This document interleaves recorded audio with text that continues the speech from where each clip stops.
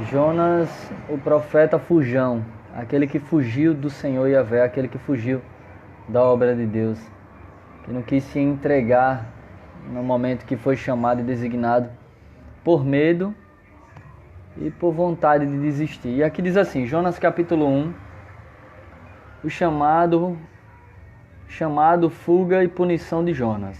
A palavra de Yahvé veio a Jonas, filho de Amitai, com esta ordem: dispõe-te e vai à grande cidade de Nínive, quer dizer, morada de Ninos, e prega contra ela, porque a sua malignidade subiu até a minha presença.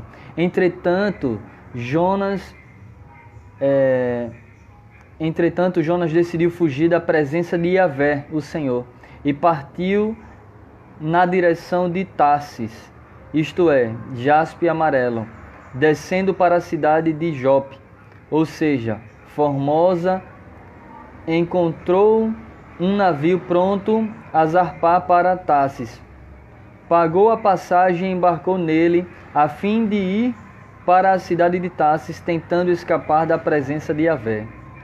Contudo, Yahvé fez soprar um vento forte sobre o mar, e caiu uma tempestade tão devastadora que o barco ameaçava arrebentar-se. A palavra de Deus aqui na passagem de Jonas é bem interessante.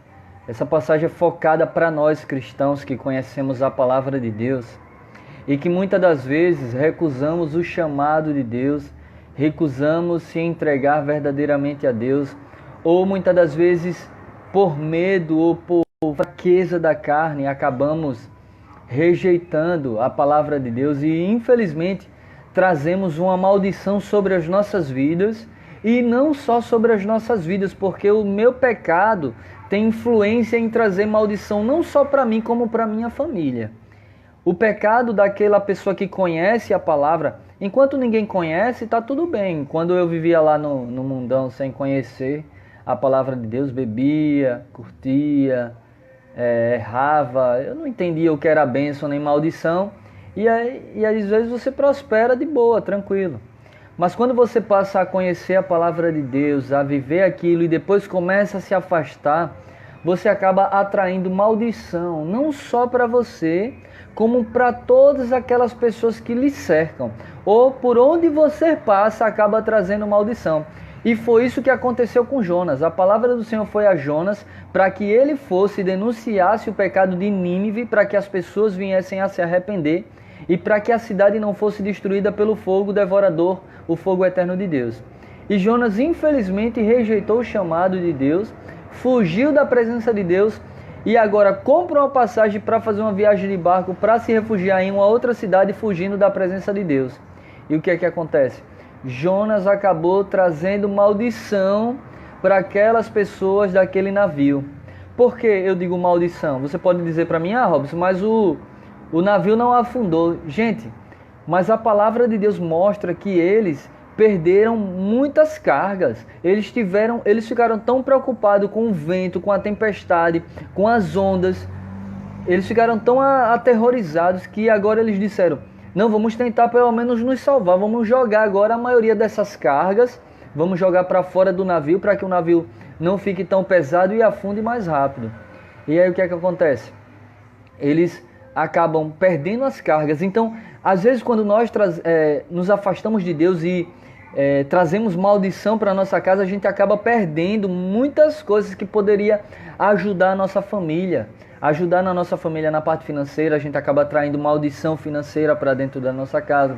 A gente acaba atraindo maldição sobre saúde para a nossa família. A gente acaba atraindo maldição sobre vários aspectos para a nossa família. E Jonas, quando entrou naquele navio, ele levou a maldição agora para aquele navio. As pessoas ficaram desesperadas, sem entender o porquê, e agora eles começam a lançar sorte. Eu quero ler com você aqui, continuando aqui. Versículo 5. Todos os marinheiros foram tomados de grande pânico, e cada um daqueles homens passou a clamar ao seu próprio Deus. Em seguida lançaram ao mar as cargas do navio, com o propósito de deixar a embarcação mais leve. Jonas, no entanto, havia se refugiado no porão do navio e tendo se deitado, dormia profundamente. Veja, além do cara tá fugindo da presença de Deus, tá no navio, trazendo maldição para as pessoas daquele navio, ainda dormia tranquilamente. E esse é o estado de uma pessoa que se entrega ao pecado, que se entrega se entrega no sentido de se afastar de Deus. Ele fica lá tranquilão na dele, achando que tudo vai bem, que a mão de Deus não vai pesar sobre ele, que ele vai prosperar, que vai ser tudo ótimo. E ele acaba se entregando a um sono profundo, dorme tranquilamente. E aí o que é que acontece? A maldição caindo lá sobre aquelas pessoas do navio, os homens jogando fora suas cargas, perdendo talvez suas roupas, seus bens preciosos, ou dinheiro ou qualquer outra coisa. E quando nós trazemos maldição para nossas casas também, a gente dorme tranquilo, achando que está tudo bem, que está tudo em paz, que a mão de Deus não vai pesar sobre nós. E aí começa a pesar na vida dos filhos, pesar na vida do cônjuge, pesar na vida dos pais, pesar na vida por onde a gente passar. Veja só, não só na vida do nosso familiar, mas até em casas que nós passamos, nós acabamos levando a maldição para aquelas pessoas. Porque Jonas fugiu da sua parentela, da sua família, e foi se refugiar em outro lugar e acabou levando maldição para pessoas que não tinham nada a ver com a vida dele. Entendeu? Então, continuando, aqui diz assim, versículo 6. O capitão dirigiu-se a ele e indagou, perguntou: como consegues ficar dormindo numa hora dessas? O barco vai afundar, tudo acontecendo, as ondas batendo contra o barco, e você aí, meu querido, dormindo? Levanta-te agora mesmo e começa a clamar também ao seu Deus. Talvez assim ele se lembre de nós, para que não venhamos todos a perecer. Então os marinheiros chegaram à conclusão entre si: vinde e lancemos sorte para saber quem é o responsável por essa desgraça que se abateu contra nós. E de fato jogaram sortes, e a sorte caiu sobre quem? Sobre Jonas. Veja só, nós pregamos que jogos de azar, lançar sorte e tal, é contrário à palavra de Deus, não é verdade? Todos nós pregamos isso, pelo menos nós, adventistas, pregamos isso. Mas aqui o interessante é que Deus permitiu com que a sorte caísse sobre Jonas, para que aquelas pessoas vissem que o causador daquela tempestade, o causador daqueles ventos, o causador daquelas ondas gigantes que queriam destruir aquele barco juntamente com eles, era Jonas. Veja, até no meio de uma catástrofe, de um problema terrível para eles, Deus permitiu com que a sorte que eles lançassem caísse sobre Jonas, para que eles entendessem que ali era um servo de Deus que estava afastado de Deus, fugindo de Deus e que não queria obedecer a palavra de Deus. Amigos, quando eu me afasto de Deus, quando eu peco contra Deus, quando eu fujo da presença de Deus, eu acabo trazendo destruição para todas aquelas pessoas que me cercam, seja lá na minha família, ou seja lá no meu trabalho, seja lá por onde quer que eu for. E agora as pessoas ficam sem entender: por que agora meu trabalho não está funcionando? Por que eu não prospero? Porque existe talvez um funcionário que fugiu de Deus e trabalha na sua empresa e está trazendo maldição para ela. Por que a igreja não cresce? Porque às vezes tem um lá que está fugindo de Deus e amaldiçoando a igreja para que ela não avance e não cresça. E por que então a casa também não prospera? Porque só briga, porque só desavença, porque só problema e dificuldade? Por causa que existe alguém lá que fugiu de Deus e está trazendo maldição para sua casa, para sua família, para os seus filhos, para a sua parentela, para os pais, para os amigos. E eu disse: meu Deus, é verdade, Senhor. Realmente, quando nós fugimos da Tua presença, a gente só traz maldição, porque a palavra do Senhor diz o quê? Eis que ponho diante de vós a bênção e a maldição. Escolha, pois, a bênção para que viva. E quando nós escolhemos a maldição, trazemos maldição para nós e para todos aqueles que nos cercam. E continuando aqui. Imediatamente lhes perguntaram, versículo 8. Declara-nos, pois, neste momento, por culpa de quem nos sobreveio esta tragédia? Quem és tu E qual a tua ocupação? De onde vem e qual a tua terra? A que povo tu pertences? E Jonas passou a responder-lhes: Eu sou hebreu e temo a Yahvé, Elohim, o Deus dos céus, que fez o mar e a terra. Então aqueles homens ficaram horrorizados e lhes repreenderam: Que é isso que fizestes? Porquanto os homens sabiam que ele fugia do Senhor, pois ele já lhes havia contado tudo.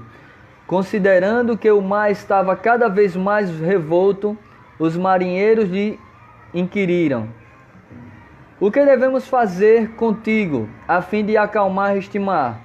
Diante do que Jonas lhe aconselhou: Pegai-me e lançai-me ao mar, e ele haverá de se aquietar, pois sei que esta violenta tempestade caiu sobre vós por minha causa.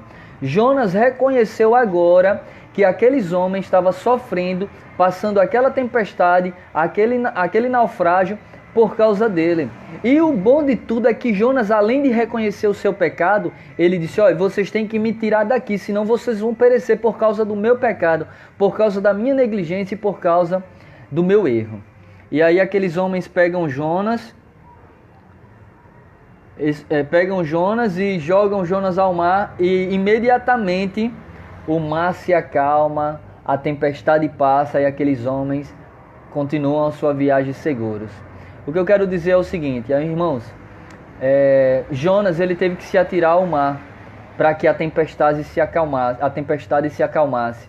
Jonas teve que se atirar às águas para que o mar se aquietasse, para que as dificuldades daqueles homens passassem, para que aqueles homens continuassem na sua viagem seguros, com a sua vida em paz. E a mensagem que Deus me mostrou para mim e para você é que nós também temos que nos atirar às águas. Mas que águas? A água viva, a Jesus. Temos que nos atirar a Jesus, nos prostrar diante dele, para que a tempestade se acalme, para que o mar se acalme, para que os ventos se acalmem. Precisamos nos atirar diante da presença do nosso Deus e reconhecer que pecamos, confessar os nossos pecados e dizer: Senhor, eu não quero fugir da tua presença, eu não quero sair da tua presença, eu quero obedecer a tua palavra, mesmo que isso custe a minha vida. Porque Jonas fugiu da presença do Senhor, fugiu da vontade do Senhor de evangelizar aquela cidade de Nínive, porque ele estava com medo, porque os homens daquela cidade eram sanguinários, porque os homens daquela cidade eram terríveis. Mas Jonas reconheceu o seu pecado e colocou o Senhor na vida dele, independente de que custasse a sua vida ou não.